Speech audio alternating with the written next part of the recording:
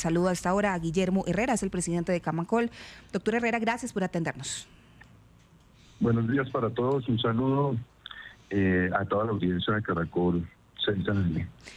Pues, presidente de Camacol, justamente esta es una de las grandes preocupaciones que hay en este momento. Cuando van pasando los días y todos los damnificados pues siguen esperando una respuesta por parte de las autoridades sobre qué va a pasar con sus viviendas. Es una cifra bastante dramática. Ustedes se reunieron ayer con el ministro de Vivienda, están listos para ayudar. Cuéntenos cómo va a arrancar ese plan para devolverles el hogar a quienes lo perdieron todo. Bueno, el día de ayer recibimos una invitación del Ministerio de Vivienda, donde asistimos varios gremios, no solamente Camacol, estuvieron invitados a otros gremios que tienen que vincularse necesariamente en este esfuerzo de reconstrucción del país, pero sobre todo esa reunión fue muy importante porque tuvimos la oportunidad de sentarnos con los enlaces de las gobernaciones y de las ciudades capitales para entender las necesidades de este esfuerzo monumental. Ya lo decían ustedes, son 29.500 viviendas destruidas, más de 134.000 viviendas averiadas. Es un proceso que va a ser grande, no va a ser rápido, eso hay que decirlo desde el principio.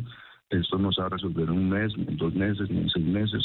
Sin duda va a tomar varios años completar este proceso de reconstrucción. Y la invitación de ayer fue para articular esfuerzos y capacidades. Así lo planteó el señor ministro de Vivienda, buscar cómo articular esfuerzos y capacidades para definir y completar ese plan de reconstrucción que se presentó por parte del gobierno nacional. Puntualmente, doctor Guillermo, ustedes ayer, ¿qué ofrecieron o qué les pidió el gobierno nacional? ¿Cuál debería también ser justamente esa primera acción que el gobierno debería empezar ya y que ustedes ayer le propusieron?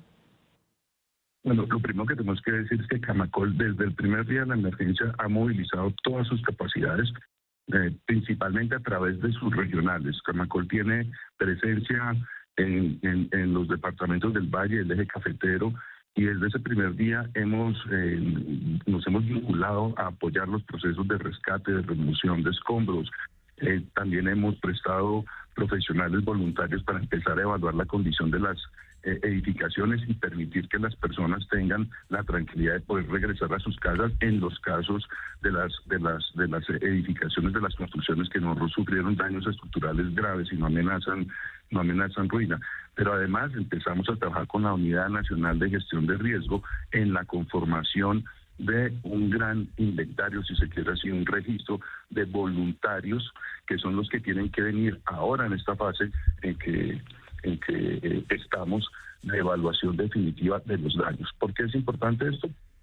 Porque nos va a permitir saber cuál es el tipo de intervenciones, de construcción, de reparación, de reposición o de reubicación de familias en este proceso que comienza con la reconstrucción. Eso es muy importante. Tenemos más de 4.400 profesionales con la experiencia en ingeniería estructural que hemos venido apoyando con la unidad de gestión de riesgo para llevar a territorio. El día de ayer desplegamos algo así como 39 expertos, ya tenemos más de 100 en territorio y la idea es que, como hace parte de lo que presentó el ministro de Vivienda ayer, de aquí al 30 de septiembre podamos tener ese inventario de edificaciones resuelto. También estamos mirando diferentes mecanismos de aporte empresarial, pero yo creo que la discusión, y se lo planteaba ayer al señor ministro, es muy importante que el gobierno nacional, como ya lo ha anunciado el presidente Abelardo, pues expida el decreto de la declaratoria de emergencia, que va a ser ese decreto sombrilla que va a permitir sacar las demás disposiciones especiales, ¿no?, con rango de ley, para poder conjurar la emergencia. Y de la mano de eso, que también sabemos que lo está trabajando el gobierno nacional, es importante que todos conozcamos cómo va a ser la estructura de la gerencia de ese Fondo Milagro.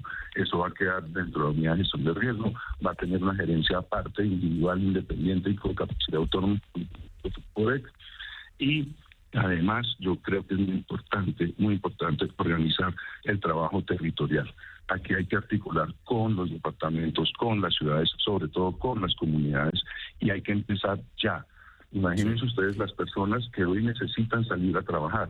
El señor que tiene una panadería, la señora que tiene una peluquería, el ferretero. Hay que activar la vida económica en las regiones y eso hay que hacerlo desde ya. Y hay 2 temas especiales que hay que trabajar. Uno, como en toda emergencia, hay que generar un régimen especial para la política de reconstrucción. ¿Cuáles van a ser las formas, llamemos las modalidades de subsidio, de financiación?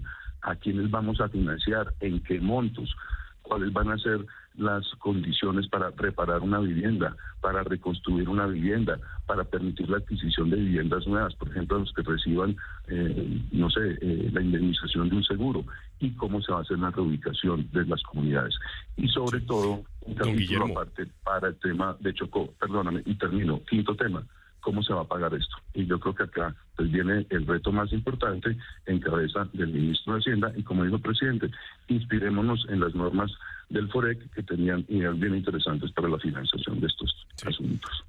Precisamente, don Guillermo, sobre eso de la plata, hay algunas estimaciones que ya se están haciendo del acero que se va a necesitar y de lo que eso podría costar. Yo leí una cifra de que se necesitarían 2 millones de toneladas de acero y que eso podría costar alrededor de 7 billones de pesos. ¿Eso es más o menos también lo que ustedes tienen?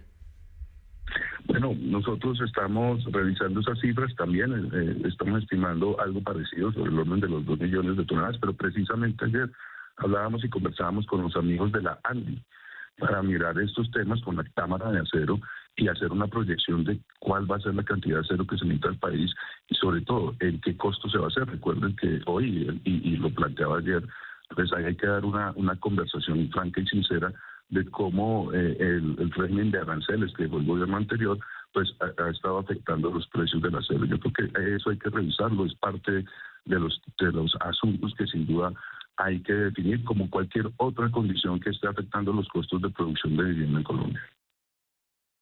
Doctor Herrera, el gobierno ha planteado la posibilidad de que la gente damnificada autorreconstruya su vivienda con material que le dé el gobierno o le done algún empresario. La pregunta es, ¿eso en el papel es viable, que se le entregue un kit de materiales y la persona autorreconstruya, o suena bien pero es complicado? ¿Es viable?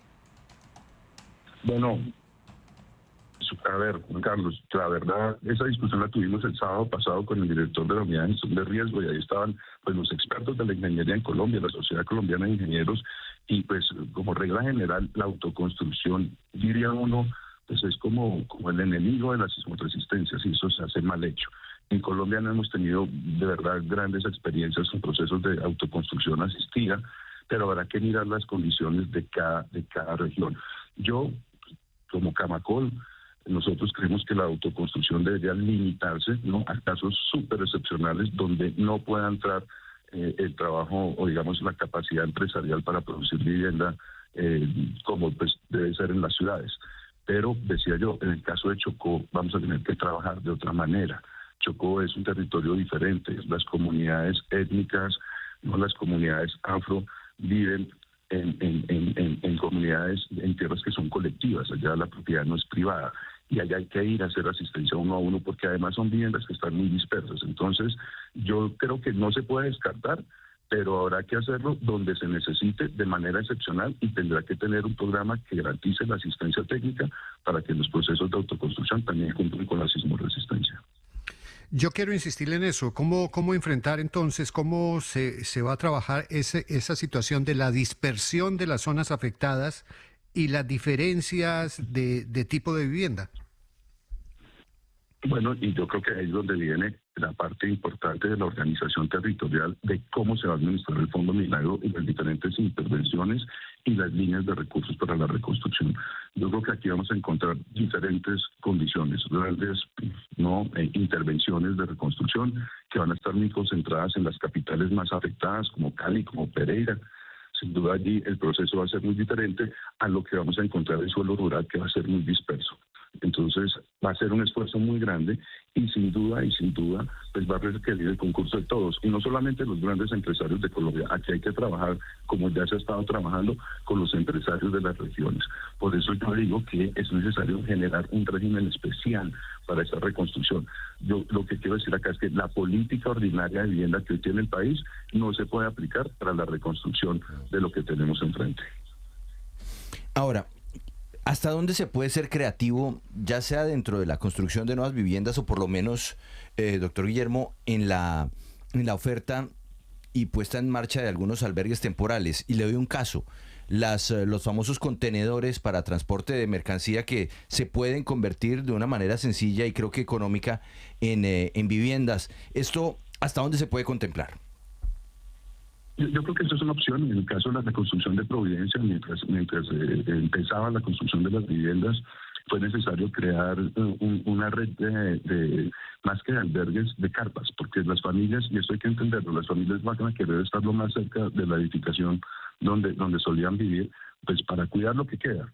Eso va a ser muy diferente en las ciudades, como seguramente está pasando en municipios más pequeños, pero en el caso de Providencia, recuerdo yo que se trabajó con una fundación mexicana que se llama Cadena y se empezaron a instalar unas carpas bastante cómodas. No es la carpa típica de camping, digamos así, sino una red de carpas que permitían alojar familias enteras. Entonces, este va a ser un esfuerzo y yo creo que el país tiene que entender, y lo dije al principio, no, esto no se va a resolver en 6 meses y sin duda, acá también el gobierno con la unidad de riesgo tendrá que definir unas condiciones para garantizar que unas familias puedan arrendar y que otras puedan vivir en condiciones dignas mientras llega la solución definitiva para la reparación o la reconstrucción de sus viviendas.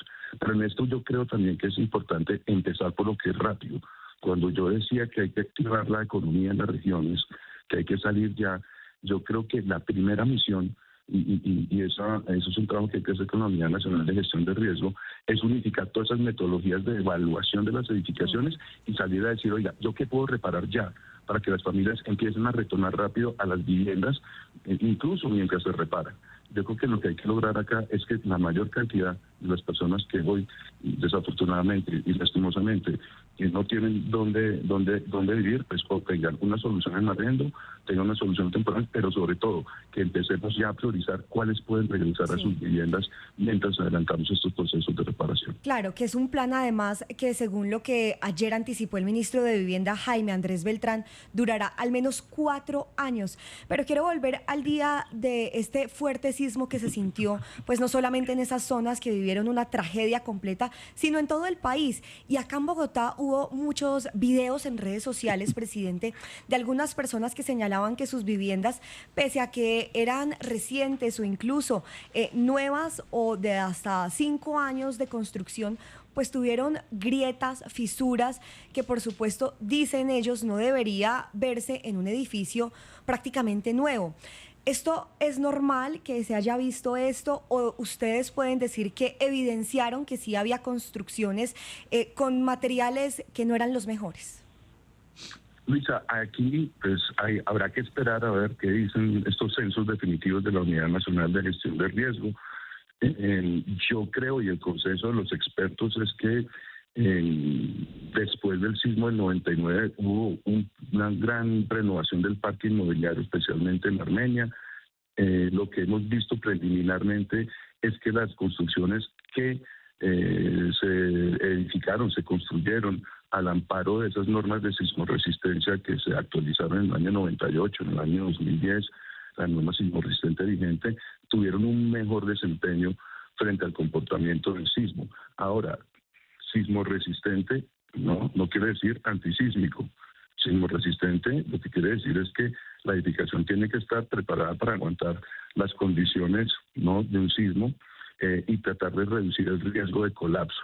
Ahora se pueden presentar daños eventualmente, los vimos en Armenia, pero hasta ahora los reportes preliminares, y vuelvo y lo digo, preliminares, hay que esperar el censo definitivo de la Unidad Nacional de Gestión de Riesgo, nos muestra que las edificaciones que cumplían con la norma sismorresistente tuvieron muchísimo mejor desempeño que la mayoría de las edificaciones que en general las que colapsaron, al parecer eran edificaciones con más años de construcción, incluso antes de las normas de sismoresistencia, y que no estaban obviamente preparadas ni actualizadas a las normas que hoy rigen en Colombia para disminuir el riesgo de colapso en las edificaciones.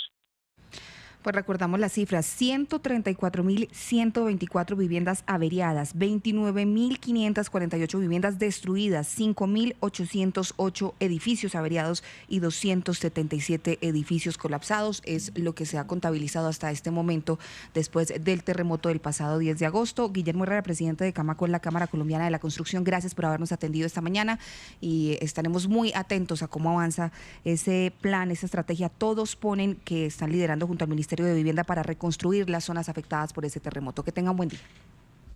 Un buen día para todos ustedes. Muchas gracias.